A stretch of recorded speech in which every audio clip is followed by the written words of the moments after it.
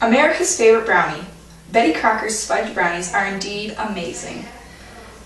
They are a great dessert for many reasons, as they are chocolatey, easy to bake, and designed for perfection. Michelle Hedinger, a current part-time food administrator at Trader Joe's, introduced these to me. There are many reasons for learning to make this great dessert, and the three are quick, easy, and painless, unless of course you are not careful and burn yourself with the oven. So today I will prepare and demonstrate the process for making America's favorite brownie by listing things you will need, showing how heating and stirring will start us off, and how baking and cutting will conclude our process. So to start us off, I will be listing the things we will need.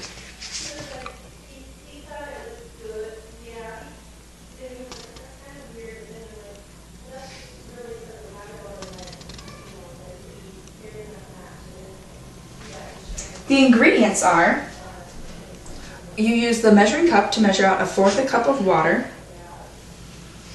a 2/3 cup of vegetable oil, 2 large grade AA eggs,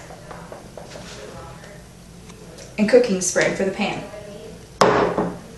The materials you need are a mixing bowl, a wooden spoon, the measuring cup, and a pan, either glass, metal, or pottery type. You finally know what you need, so the next step is showing how heating and stirring will start us off. To heat the oven, you want to do it as directed on the back of the box. There is a table showing what you will need for the amount of batter or the size of your pan. Set the oven to the designated temperature based on your thickness scale. For the 13 by 9 pan, which is this, what we will be using today, the temperature is at 350. So you come to the oven and you go up to 350. And you want to let it preheat for a while, just so that you don't have to wait. And it'll beep as soon as it's done preheating. The temperature doesn't really vary when you change the size of the pan, but it does change when you go to an 8 by 8 because that's the thickest you can get the brownies, and that only goes down to 325.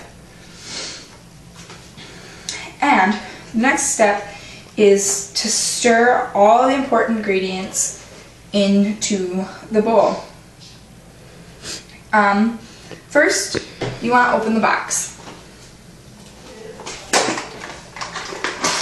Then what you're going to do is you're going to pull out this brownie mix. This brownie mix contains wheat and milk products, so you want to be careful for allergies. So we're going to open up the brownie mix and pour it into the bowl.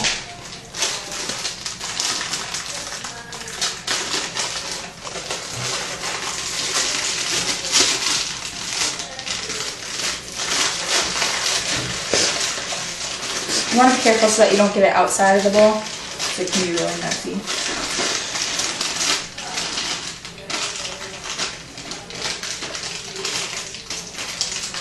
Alright, once you're done with that, you can just kind of crumble it up and set it inside the box.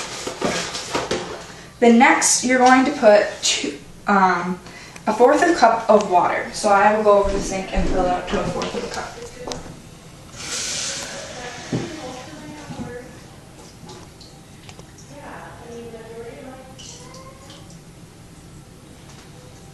Alright, I got the water, and you pour it into the mix. Next, you will add 2/3 cups of vegetable oil. Come down.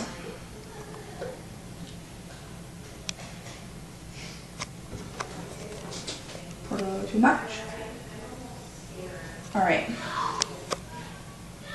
So you pour that in there. And once you have the oil and the water in, you're going to want to grab 2 eggs from the carton. Take one at a time so that you don't drop it. And you're gonna crack the egg on the side, just large enough to get a little bit of the juice out. And you're gonna open it. Make sure you don't get any shells, because if you do, it's gonna kind of have crunchy brownies. So you want to take the shells out. Then you're gonna grab another egg, and you're gonna do the same.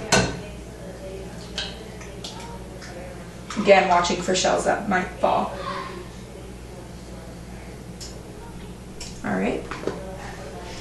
Next, what you're going to do is, with the wooden spoon, you are going to stir until it is well blended, well enough blended to where you can pour it into the pan.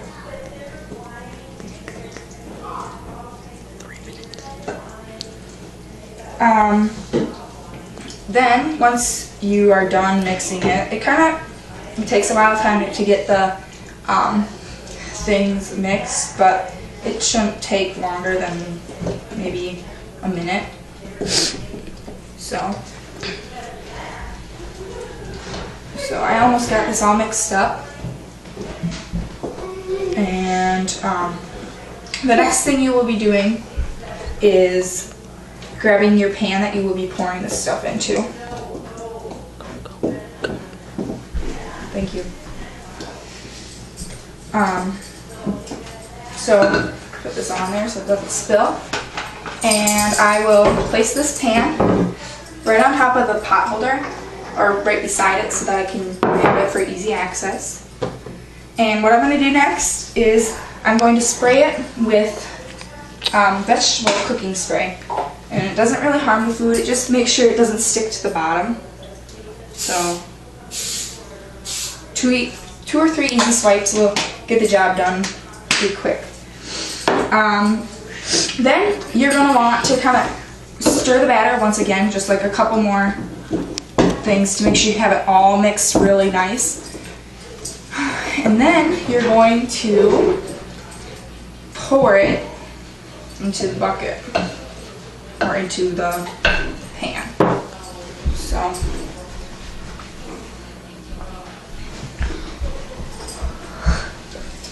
and then once you get it all out of the bucket or all out of the mixing bowl, you're going to want to spread it throughout the bottom of the pan because you don't want to miss areas.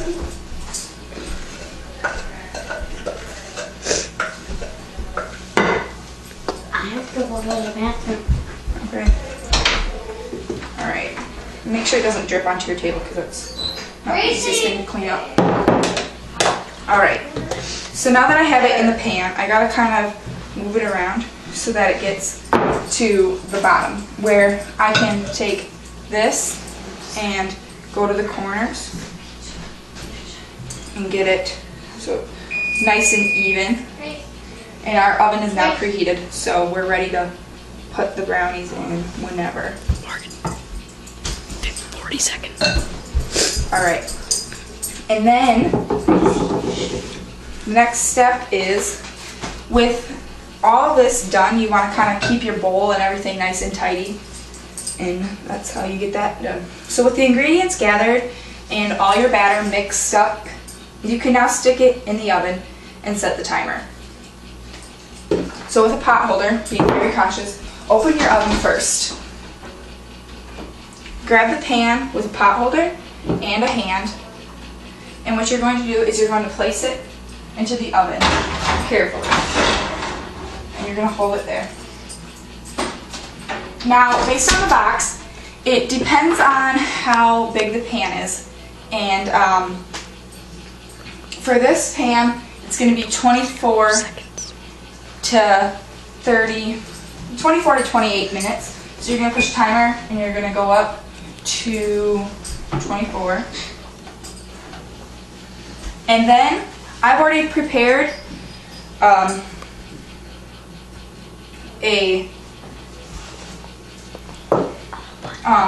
pan of brownies, so I will show you guys how cutting can help you. And I'll go to the and what you're going to do is you're going to cut 1/2 inch by 1/2 inch, just so that it's big enough to share. So you're just gonna cut. Yum. And I'll only cut half the pan, not to waste your time. And the brownies can get a little bit crispy on the edges, so just be careful when you're using a knife because you can cut yourself.